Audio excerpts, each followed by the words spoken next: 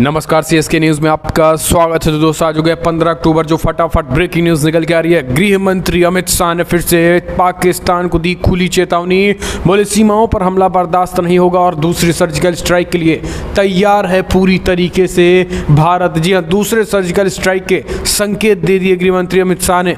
दूसरी बड़ी अपडेट निकल के आ रही है, बड़ी खबर, बीएसएफ को मिली खुली छूट, देखते ही गोली मारने के आदेश। 50 किलोमीटर तक कार्रवाई के अधिकार को बढ़ाया गया है सीमावर्ती इलाकों में। जी हाँ, तीसरी बड़ी अपडेट में बताएंगे, जम्मू कश्मीर लद्दाख पहुंचे राष्ट्रपति रामनाथ कोविंद, पाकिस्तान को लगा करारा झटका। चौथी बड़ी अपडेट में बताएंगे, टॉप 10 आतंकियों का सफाया, 2 दिन में 10 आतंकी हुए ढेर। कश्मीर में एनएसए अजीत डोवाल का सफाई प्लान। तो एक एक करके आपको बताएंगे। जहाँ पे अरुणाचल में पहुंचे उपराष्ट्रपति के बीच भारत ने भी दिया करारा जवाब चीन को। इस बीच अगली अपडेट, एलआईसी पे इंफ्रास्ट्रक्चर निर्माण में भारत ने की चीन की बराबरी। बीआरओ के डीजी ने किया बड़ा खुलासा, इसलिए तिल मिलाया है चाइना। जी हां, जानेंगे आखिर एलआईसी पे क्यों तिल मिलाया है चीन, बीआरओ ने किया खुलासा। तो एक एक करके आपको विस्तार से जानना बेहद जरूरी। लेकिन उससे पहले एक छोटा सा निवेदन, अगर आपने चैनल को सब्सक्राइब नहीं किया तो पल पल के अपडेट के लिए चैनल को सब्सक्राइब करना ना भूले। दरअसल दोस्तों, पहली बड़ी अपडेट निकल के आ रही है, आपको बता दें, गृह मंत्री अमित शाह गोवा में गरजे। गृह मंत्री अमित शाह कहा, बोले फिर से तैयार है भारत सर्जिकल स्ट्राइक को लेकर। कश्मीर में बढ़ती हत्याओं के बीच हम पूरी तरीके से घुसकर मारने के लिए हैं तैयार, सीमाओं पर हमला बर्दाश्त नहीं किया जाएगा।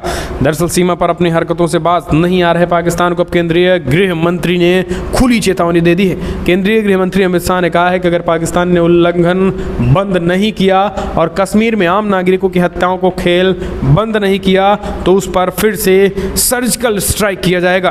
पाकिस्तान को सर्जिकल स्ट्राइक को याद दिलाते हुए अमित शाह ने कहा है कि सर्जिकल स्ट्राइक से साबित हो चुका है कि हमले बर्दाश्त नहीं करेंगे और अगर आप उल्लंघन करेंगे तो फिर से सर्जिकल स्ट्राइक होगा। गृह मंत्री अमित शाह ने एक बार फिर से पाकिस्तान को 2 ट्वीट कहते हुए एक बार फिर से आपको बता दें, चाइना और पाकिस्तान को 2 ट्वीट कहते हुए गृह मंत्री ने हिदायत दे दी है। जम्मू कश्मीर में जिस तरीके से हाल ही में आतंकवाद बढ़ा था, सेना को खुली छूट मिल गई थी।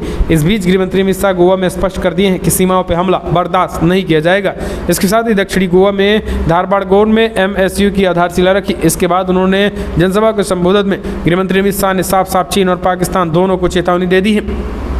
अगली अपडेट, गृह मंत्रालय ने जारी किया नया आदेश, सीमावर्ती राज्यों में बीएसएफ को मिली नई ताकत, 50 किलोमीटर तक कार्रवाई का पूरा अधिकार, आतंकियों को देखते ही गोली मारने के आदेश। जी हां, दरअसल अफगानिस्तान और सीमा पर अपराधों के खिलाफ जीरो टॉलरेंसी यानी शून्य सहनशीलता की नीति बनाए रखने के उद्देश्य से केंद्र ने सीमा सुरक्षा बल यानी बीएसएफ को अंतर्राष्ट्रीय सीमा से 50 किलोमीटर भीतर तक तलाशी करने, संदिग्धों को गिरफ्तार करने और जब्ती करने का अधिकार दे दिया है। ये व्यवस्था भारत पाकिस्तान और भारत बांग्लादेश सीमा के साथ अंतर्राष्ट्रीय सीमा पर लागू होगी।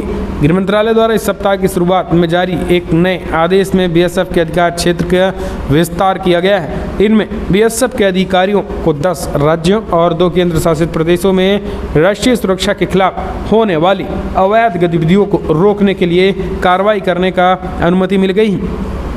हालांकि इस आदेश को कुछ राज्यों में प्रशासनिक और राजनीतिक विवाद पैदा हो सकता है। ताज़ा आदेश के अनुसार बीएसएफ, जिसे पंजाब, बंगाल और असम में सीमा से 15 किलोमीटर अंदर तक कार्रवाई करने का अधिकार था, वो अब बिना किसी बाधा या अनुमति के 50 किलोमीटर अंदर घुसकर संदिग्ध गतिविधियों को में लिप्त लोगों की तलाशी, जब्ती और गिरफ्तारी में छूट मिल गई है। सीमा में मिली इस छूट का बीएसएफ ने स्वागत किया है। अगले अपडेट, जम्मू कश्मीर लद्दाख पहुंचे राष्ट्रपति रामनाथ कोविंद, द्रास में जवानों के साथ आज मनाएंगे दशहरा। जी हां, दरअसल राष्ट्रपति रामनाथ कोविंद शुक्रवार को दशहरा पर्व लद्दाख के द्रास में सैन्य जवानों के साथ मनाएंगे। राष्ट्रपति गुरुवार को जम्मू कश्मीर और लद्दाख के 2 दिवसीय दौरे पर पहुंचे और वे दौरे की शुरुआत लद्दाख से कर रहे हैं। लद्दाख के उपराज्यपाल ने उनका स्वागत किया है। गुरुवार को राष्ट्रपति लेह के सिंधु घाटी पर सिंधु दर्शन पूजा में शामिल हुए। राष्ट्रपति भवन में जारी सूचना के अनुसार 14 अक्टूबर को शाम को रामनाथ कोविंद जम्मू कश्मीर के उधमपुर जिले में सैन्य जवानों से मुलाकात करेंगे। 15 अक्टूबर को फिर लद्दाख जाएंगे और जहां द्रास स्थित कारगिल युद्ध स्मारक पर आकर शहीद जवानों को श्रद्धांजलि अर्पित करेंगे। अगले अपडेट एक और बड़ी खबर निकल के आ रही है। एक हफ्ते में 9 टॉप आतंकियों का सफाया। कश्मीर में हमलों का ट्रेंड बदला, सुरक्षा बलों ने भी बदली अपनी रणनीति। जम्मू कश्मीर में पिछले दिनों आम लोगों पर हुए अचानक हमले बढ़ गए थे। कश्मीर में हमलों के बदले ट्रेंड को सुरक्षा बलों ने भी जल्दी ही भांप लिया और एक्शन तेज कर दिया। नई रणनीति के तहत आतंकियों की जल्दी पहचान कर कार्रवाई की जा रही है। पिछले एक हफ्तों में 9 टॉप आतंकियों का सफाया हो चुका है। मारे गए आतंकी हिजबुल मुजाहिदीन, जैश ए मोहम्मद, लश्कर ए तैयबा, द रेजिस्टेंट फोर्सेज यानी TRF के सदस्य थे और ये लोग अलग अलग आतंकी घटनाओं में शामिल थे। इन घटनाओं में सुरक्षा बलों के जवान आम लोगों को निशाना बनाया था। आपको बता दें जिनमें अकीब बशीर सोपिया के हैं। इसके साथ ही कई इम्तियाज़ अहमद डार, यावन गनी डार, दानिश हुसैन डार, यावर हुसैन नाइको, मुख्तार अहमद शाह, खुवैद अहमद निंगरू, उमेद अहमद डार, शमशीद अहमद सूफ़ी, ये सब TRF के टॉप कमांडर थे और महज 2 दिनों के अंदर यानी 48 से 50 घंटों के अंदर इन 9 टॉप आतंकियों का सफाया किया गया है। हम चलते हैं अगले अपडेट लेते हैं। जम्मू कश्मीर में आतंकियों के सफाए के बाद बदली फारूक अब्दुल्ला की बोली। बोले हम पाकिस्तान के साथ नहीं, भारत के साथ हैं। चाहे मुझे कोई गोली मार दे लेकिन हम भारत ही कहेंगे। दरअसल नेशनल कॉन्फ्रेंस के अध्यक्ष फारूक अब्दुल्ला ने बुधवार को यहाँ कहा है कि कश्मीर कभी पाकिस्तान का हिस्सा नहीं बनेगा क्योंकि हम भारत का हिस्सा हैं और रहेंगे। दरअसल जम्मू कश्मीर में जितनी तेजी के साथ एक्शन हो रहा है तो अब इन जिहादियों की बोली बदलने लगी है। इससे पहले जम्मू कश्मीर को आसान करने में इनका बहुत बड़ा योगदान था, लेकिन जब सेना ने अपना चाबुक चलाया, हंटर चलाया और ताबड़तोड़ एक्शन लेना शुरू किया तो इनकी बोली बदलनी शुरू हो गई और अब ये कहने लगे कि फिलहाल जी हम तो हिंदुस्तानी हैं। हम चलते हैं अगले अपडेट। एक और बड़ी खबर निकल के आ रही है। LAC पे इंफ्रास्ट्रक्चर निर्माण में भारत ने चीन की बराबरी। BRO के DG ने बताई चीन क्यों तिल मिलाया हुआ है। जी हाँ, LAC पे भारत ने इंफ्रास्ट्रक्चर चीन में निर्माण में चीन की बराबरी कर ली है और अब line of actual control LAC पे सड़क, पुल और टनल निर्माण में भारत और चीन में कोई खास अंतर नहीं है। ये दावा ABP न्यूज़ से खास बातचीत में बॉर्डर रोड ऑर्गेनाइजेशन यानी BRO के DG lieutenant general Rajeev Chaudhary ने किया है। दरअसल राजीव दिल्ली में चीन सीमा से सटी सेना टनल के मुख्य ब्लास्ट की सेरेमनी के दौरान BRO को DG ने कहा है कि लद्दाख हो या सिक्किम हो, उत्तराखंड हो या फिर अरुणाचल प्रदेश, सभी जगह बॉर्डर निर्माण का कार्य तेजी से चल रहा है। ABP न्यूज़ से बातचीत में राजीव चौधरी ने कहा है कि पिछले कुछ समय में BRO का बजट लगभग 2 गुना हो गया है। जल्दी BRO का बजट 11 से 12 हज़ार करोड़ हो जाएगा और तेज़ी के साथ कंस्ट्रक्शन जो है वो चल रहा है सीमाई इलाकों में, इसीलिए चीन पूरी तरीके से तिलमिलाया हुआ है। हम चलते हैं अगले अपडेट। हवाई किराए को लेकर पाकिस्तान तालिबान में ठन गई। पाकिस्तानी एयरलाइंस ने काबुल जाने वाली फ़्लाइट्स को किया सस्पेंड। जी हाँ, दरअसल पाकिस्तानी इंटरनेशनल एयरलाइंस ने गुरुवार को राजधानी काबुल के लिए फ़्लाइट्स को सस्पेंड कर दिया है। PI ने कहा है कि तालिबान अधिकारियों द्वारा भारी हस्तक्षेप किया जा रहा है, तभी ये फैसला लिया गया। एयरलाइंस ने कहा है कि तालिबान ने मनमाने नियम परिवर्तन किए और कर्मचारियों को डराया है। ये सस्पेंशन ऐसे समय पे आया है जब तालिबान सरकार ने एयरलाइंस को आदेश दिया है कि वो अगस्त में अफगान सरकार के सत्ता में रहने के दौरान लिए जाने वाले टिकट कीमतों को वसूलने की ना बढ़ी हुई दर पर है। दरअसल PI काबुल से नियमित रूप से संचालित होने वाली एकमात्र इंटरनेशनल एयरलाइंस कंपनी है। तो एक तरीके से पाकिस्तान और अब तालिबान में भी टकराहट बढ़ गई है। हम चलते हैं अगले अपडेट। इजराइल ने ईरान को दी धमकी, कहा तत्काल परमाणु कार्यक्रमों में रोक लगाया वरना परमाणु कार्यक्रमों पे करेंगे बमबारी। जी हाँ, दरअसल इजरायली प्रधानमंत्री नफ्ताली बेनेट ने मंगलवार को संयुक्त राष्ट्र सुरक्षा परिषद यानी UN में अपील करते हुए कहा है कि ईरान के परमाणु कार्यक्रम को बढ़ाने को लेकर ईरान पर कार्रवाई करे। बेनेट ने यरूशलेम में एक सम्मेलन में ये बातें कही हैं और उन्होंने सुझाव दिया है कि ईरान का आचरण हर देश के लिए एक समस्या और वैश्विक जवाबदेही है। ऐसे में अगर ईरान पर शिकंजा नहीं कसा गया तो फिर हम अपनी तरफ से कार्रवाई करेंगे और हम अपनी तरफ से ऐसी कार्रवाई करेंगे जिन इलाकों से इजराइल के खिलाफ एक्टिविटी होगी उन इलाकों में भयंकर बमबारी करेंगे और जहां जहां पता चलेगा कि परमाणु कार्यक्रम ईरान बढ़ा रहा है उन इलाकों में हम बमबारी करेंगे। ये बहुत बड़ी खबर निकल के आ रही है। एक तरीके से हम कह सकते हैं कि ईरान जो है वो सीधा सीधा चेतावनी दे दी है ईरान को इजराइल ने। हम चलते हैं अगले अपडेट। अफगानिस्तान से 10 गुना ज़्यादा हवाई किराया लूट रहा पाकिस्तान, तालिबान ने बैन की धमकी दी। हमने आपको बताया। इस बीच अगली अपडेट एक और बड़ी खबर लेते हैं। भारत को तेवर दिखाने की कीमत चुका रहा पाकिस्तान। जी हाँ, 1 कप चाय भी महंगी हो चुकी है। महंगाई बेतहाशा वृद्धि हो गई है। भारत को तेवर दिखाना पाकिस्तान को भारी पड़ रहा है। कंगाली में इमरान खान को 1 रुपये वाली चीज़ 10 रुपये में मिल रही है। दरअसल पाकिस्तान में कमरतोड़ महंगाई के चलते लोगों का जीना दूभर हो गया है। पिछले 1 सालों में पाकिस्तान में बेतहाशा महंगाई देखने को मिल रही है। महज शहरों में नहीं बल्कि पाकिस्तान के गाँव में भी रोज़मर्रा की चीज़ों में ज़बरदस्त बढ़ोतरी देखने को मिल रही है। आलम यह है कि पाकिस्तान के लोगों के लिए चाय का स्वाद फीका पड़ चुका है। अगर पाकिस्तान चाहता है तो उसे भारत में सस्ते में चीनी मिल जाती है, लेकिन उसने इसी साल भारत में आयात करने से इनकार कर दिया था। पाकिस्तान के सुपरस्टार गेंदबाज शोएब अख्तर के शहर रावलपिंडी में चाय ने लोगों का स्वाद बिगाड़ दिया है। यहाँ तक कि एक चाय की कीमत 40 रुपये की हो चुकी है। पाकिस्तान के अखबार डॉन के साथ बातचीत में एक चाय वाले ने कहा है कि पहले 1 कप चाय की कीमत 30 रुपये थी और अब बढ़कर 40 रुपये हो चुकी है। हाल ही में चाय के दामों में एक बार फिर बढ़ोतरी की गई है। चाय की पत्ती, दूध, चीनी, चाय, सब कुछ, गैस के सिलेंडर, सब कुछ महंगा हो गया है।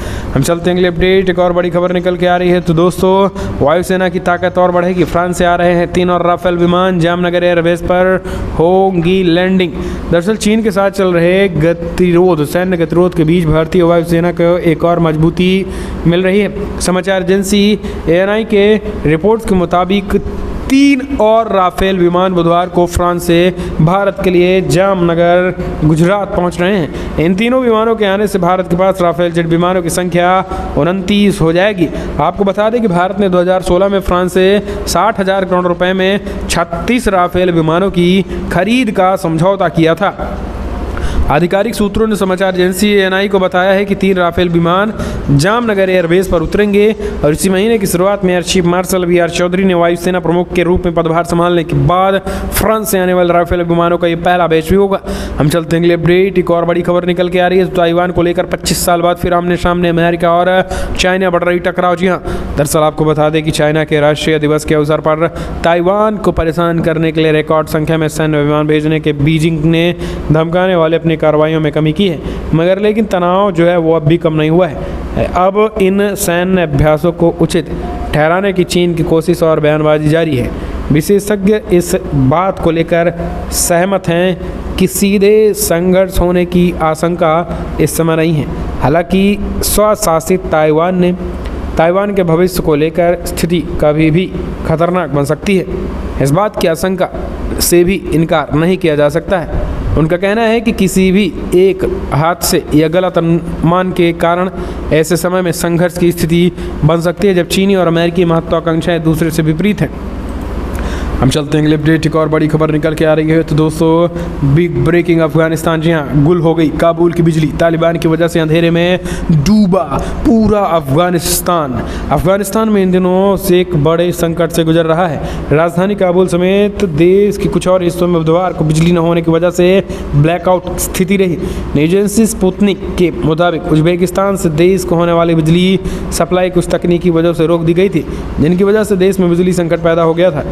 अफगानिस्तान की पावर कंपनी द अफगानिस्तान ब्रिशहाना शेरकत की तरफ से जारी बयान में तकनीकी वजहों का हवाला दिया गया था, लेकिन किसी को भी इस बात पर भरोसा नहीं हो रहा है। कुछ दिनों पहले ही काबुल में इसी तरीके से ब्लैकआउट हो गया था और पूरा शहर अंधेरे में डूब गया था। हम चलते हैं अगले अपडेट। एक और बड़ी खबर निकल के आ रही है। तो दोस्तों, इमरान खान की सह पर बढ़ सकता है सेना कमांडर, हमीद ककद बन सकते हैं सेना प्रमुख। जी हाँ, दरअसल पाकिस्तानी खुफिया एजेंसी ISI के प्रमुख के पद से हटाए जा चुके फैज़ हमीद को अब पेशावर कॉर्प्स कमांडर के तौर पर नियुक्त किया गया है। लेकिन PM इमरान खान के विरोधी व 3 बार प्रधानमंत्री रहे नवाज शरीफ ने दावा किया है कि इमरान खान के समर्थक से अब उन्हें अगला सेना प्रमुख बनाया जाएगा। इस्लामिक खबर नामक अखबार को नवाज शरीफ ने बताया है कि ऐसा माना जा रहा है कि सेना और कूटनीतिक भूमिकाओं में हमीद का ही दखल है और वो इमरान खान के राजनीतिक विरोधियों से भी लड़ाई लड़ रहे हैं। पिछले महीने हमीद हाई प्रोफाइल दौरे पर काबुल गए थे और ताकि तालिबान और पाकिस्तान सरकार के बीच सुलह कर सके। उन्होंने ही फरवरी के दोहा समझौते पर मध्यस्थता की थी। उनने ISI के इशारे पर काम करने वाले हक्कानी नेटवर्क के प्रमुख जलालुद्दीन हक्कानी के बेटे सिराजुद्दीन हक्कानी को गृहमंत्री बनवाना सुनिश्चित किया था।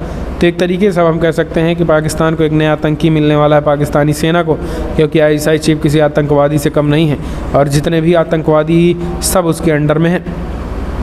हम चलते हैं और बड़ी खबर ले लेते हैं। तो दोस्तों बिग ब्रेकिंग न्यूज़ निकल के आ रही है। चीन देश में सुधारों का डंडा अब सरकारी क्षेत्र पर सर्वोच्च वित्तीय संस्थाओं का ऑडिट करेगा। चीन में दरअसल आपको बता दें कि चीन में अब वित्तीय नियामकों यानी रेगुलेटर्स, बीमा अधिकारी, NPA यानी डूब रहे कर्ज के प्रबंधकों और देश के सबसे बड़े बैंक का एक बड़ा ऑडिट शुरू होगा। पर्यवेक्षकों के मुताबिक इनका मतलब यह है कि देश में जारी सुधारों के हम चलते हैं अगले अपडेट। कश्मीर में आतंकियों के खिलाफ बड़े एक्शन की तैयारी। PM मोदी और डोभाल के बीच हुई हाई लेवल बैठक। जी हां, दरअसल जम्मू कश्मीर में पिछले दिनों आतंकी वारदातों में तेजी देखी गई है। आतंकवादियों ने नई तकनीकी पे काम करते हुए कुछ ही दिनों के भीतर 7 आम नागरिकों की हत्या कर डाली थी, जिसके बाद केंद्र शासित प्रदेश से लेकर नई दिल्ली तक हड़कंप मचा हुआ है। इन आतंकी घटनाओं के पीछे पाकिस्तान का भी रोल सामने आ रहा है। इस बीच नई दिल्ली में प्रधानमंत्री मोदी और NSA अजीत डोभाल, गृहमंत्री अमित शाह के बीच हाई लेवल मीटिंग हुई है। कश्मीर मुद्दे को लेकर हुई मीटिंग में काफी अहम माना जा रहा है। इस बीच आपको बता दें, आतंकी वारदातों को बढ़ोतरी के बाद सेना ने घाटी में ऑपरेशन ऑल आउट अभियान तेज कर दिया है। मैं 24 घंटे के भीतर सुरक्षा बलों ने 7 आतंकियों को ढेर कर दिया है। यानी अगर कहें तो ओवरऑल 30 से 35 घंटे में 10 टॉप 10 आतंकियों को ढेर कर दिया है। ये अमित शाह और अजीत डोभाल प्रधानमंत्री मोदी की मीटिंग का ही कमाल है। अगली अपडेट, बांग्लादेश में दुर्गा पूजा पंडाल और मंदिरों पर हमले के बाद PM शेख हसीना ने दी चेतावनी। भारत ने भी चेताया, 2 टूक भारत की तरफ से कहा गया है। दरअसल आपको बता दें, बांग्लादेश में दुर्गा पूजा समारोह के दौरान हिंदू अल्पसंख्यक समुदायों के धार्मिक स्थलों को निशाना बनाने का मामला सामने आया है। इस हमले के बाद बांग्लादेश की प्रधानमंत्री शेख हसीना ने तीखी आलोचना की है। शेख हसीना ने चेतावनी भरे लहजे में कहा है कि जो कोई भी इस हमले में शामिल है उन्हें बख्शा नहीं जाएगा। शेख हसीना ने कहा है कि इनमें कोई फर्क नहीं पड़ता कि वो किस धर्म के लोग हैं और वो किस मजहब के लोग हैं। शेख हसीना ने वीडियो कॉन्फ्रेंसिंग के सहारे ढाका में ढाकेश्वरी नेशनल टेम्पल में हुए इवेंट को अटेंड किया था। उन्होंने कहा है कि कोमिल्ला जिले में हुई घटना की जांच की जा रही है। हिंदू मंदिरों में और दुर्गा पूजा के पंडालों में जिसने भी हमला किया है उसमें से किसी को बख्शा नहीं जाएगा। हम चलते हैं अगले अपडेट। हिंदुत्व एजेंडे का खौफ, विपक्षी दलों को चुनावी मंच से घटी मुस्लिम सियासत। जी हाँ, दरअसल यूपी में 4 महीने के बाद होने वाले विधानसभा चुनाव का बिगुल बज चुका है।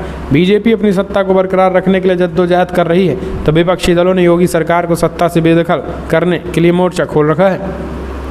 सूबे में बीजेपी ने हिंदुत्व का ऐसा ही सियासी एजेंडा सेट कर दिया है, जिसके चलते अपने आप को सेकुलर कहलाने वाली विपक्षी पार्टियां भी इस बार खुलकर मुस्लिम कार्ड खेलने से परहेज कर रही हैं। सूबे में बहुसंख्यक वोट खिसकने के डर से विपक्षी दलों को चुनावी मंचों से भी इस बार मुस्लिम सियासत घटती नजर आ रही है। आपको बता दें कि प्रियंका गांधी से लेकर अखिलेश यादव, मायावती और जयंत चौधरी ने अपने चुनावी संगठन की शुरुआत नवरात्रि के महीने से किया हुआ है। सूत्रों से चुनावी मंच चाहे अखिलेश यादव का हो, प्रियंका गांधी का या फिर BSP सुप्रीमो मायावती या छोटे दलों का हो, सभी मंचों पर प्रमुखता से जो मुस्लिम चेहरे या मुस्लिम प्रतीक पहले दिखाई देते थे वो इस बार लगभग गायब से ही हो गए हैं। हम चलते हैं अगले अपडेट। आर्थर रोड जेल में कैदी नंबर N956 बने आर्यन खान, ड्रग्स केस में 20 को होगी सुनवाई। दरअसल सिर्फ ड्रग्स केस में फंसे आर्यन खान की मुश्किलें दिन प्रतिदिन बढ़ती जा रही है। इसी बीच आर्यन को कैदी संख्या N956 आवंटित किया गया है। वहीं सुरक्षा कारणों के चलते मामलों के आरोपियों के साथ आर्थर रोड जेल में बैरक में रहेंगे। हालांकि सुरक्षा कारणों से बैरक नंबर का खुलासा नहीं किया गया है। दरअसल आपको बता दें कि मुंबई क्रूज शिप ड्रग्स को लेकर किंग खान के बेटे आर्यन खान की जमानत अब 20 अक्टूबर तक टल गई है। इस मामले में गुरुवार को NCB और बचाव पक्ष के वकीलों ने अदालत में काफ़ी दलीलें पेश की हैं, लेकिन आर्यन को ड्रग्स केस में राहत नहीं मिल सकी और सेशन कोर्ट के जज PB पाटिल ने अपना फैसला सुरक्षित रखा हुआ है।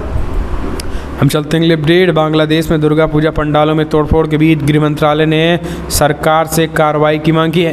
दरअसल पंजाब में दुर्गा पूजा पंडालों में मूर्तियों हमले की कई घटनाएं सामने आने के बाद भारत में विदेश मंत्रालय के प्रवक्ता अरिदम्बम बगाची ने कहा है कि बांग्लादेश में दुर्गा पूजा पंडालों पर हुए हमले की कुछ घटनाओं पर हम बांग्लादेश सरकार के साथ संपर्क में हैं। बांग्लादेश सरकार ने कार्रवाई की है। बांग्लादेश सरकार और जनता का भी दुर्गा पूजा को समर्थन है।